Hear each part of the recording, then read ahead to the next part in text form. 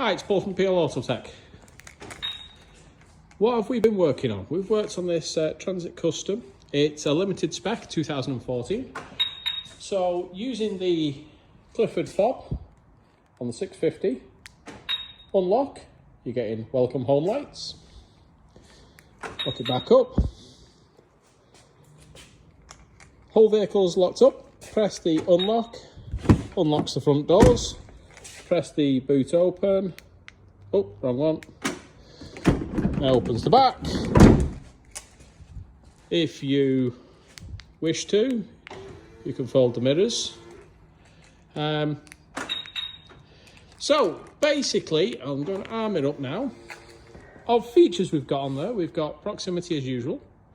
We've also got Omnisensor. We've got rear protection. We've got horn honk.